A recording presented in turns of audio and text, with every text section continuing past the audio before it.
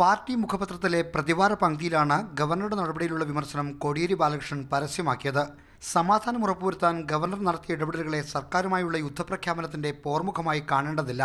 അതുകൊണ്ടാണ് ഇക്കാര്യത്തിൽ ഗവർണറും മുഖ്യമന്ത്രിയും ഭിന്നതയില്ലാതെ ഇടപെട്ടതെന്ന് കോടിയേരി വിശദീകരിക്കുന്നു. എന്നാൽ ക്രമസമാധാനം സംസ്ഥാന വിഷയമാണ്.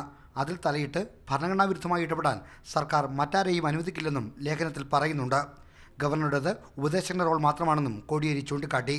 മുഖ്യമന്ത്രിയുമായുള്ള ഗൗരവപൂർണ്ണവും സൗഹാർദ്ദപരവുമായ കൂടിക്കാഴ്ചയ്ക്ക് ശേഷം അദ്ദേഹത്തെ സമൺ ചെയ്തുവെന്ന ഗവർണറുടെ ട്വിറ്റർ സന്ദേശം ജനാധിപത്യ വ്യവസ്ഥയെയും ഫെഡറൽ സംവിധാനത്തെയും ദുർബലപ്പെടുത്തുന്നതാണെന്ന് കോടിയേരി വിമർശിച്ചു. ഈ ട്വീറ്റ് ഗവർണർ ഒഴിവാക്കേണ്ടതായിരുന്നുവെന്നും അദ്ദേഹം പറഞ്ഞു. എന്നാൽ ഗവർണർ മുഖ്യമന്ത്രിയെ വിളിപ്പിച്ചതിൽ തെറ്റില്ലെന്നാണ് സ്പീക്കറുടെ അഭിപ്രായം. ഗവർണറുമായിട്ട് ഒരു ചർച്ച നടത്താൻ മുഖ്യമന്ത്രിക്കോ മുഖ്യമന്ത്രിയോട് ചില കാര്യങ്ങൾ ആരായാൻ ഗവർണർക്കോ തടസ്സമുണ്ടെന്ന് ഞാൻ കരുതുന്നില്ല. ജനാധിപത്യത്തിൽ ഇത്തരം സൗഹൃദങ്ങളും ഇത്തരം സംവാദങ്ങളും കൂടി ഉണ്ടാകുന്നത് നന്നായിരിക്കും. അത് ഒരു സ്ഥാപനം മറ്റൊരു സ്ഥാപനത്തിൻ്റെ മുകളിലുള്ള അധികാരപ്രയോഗമായിട്ട് കാണേണ്ടതില്ല. ഇടപെടൽ പരസ്യമാക്കിയതിൽ അതൃപ്തിയുണ്ടെങ്കിലും മുഖ്യമന്ത്രിയെ വിളിപ്പിച്ച നടപടിയോട് CPM-ന് എതിർപ്പില്ല. ഈ സാഹചര്യം നൽകിയ ആനുകൂല്യത്തിൽ നിന്നാണ് സ്പീക്കറുടെ അഭിപ്രായ പ്രകടനം. മാതൃഭൂമി ന്യൂസ്, തിരുവനന്തപുരം.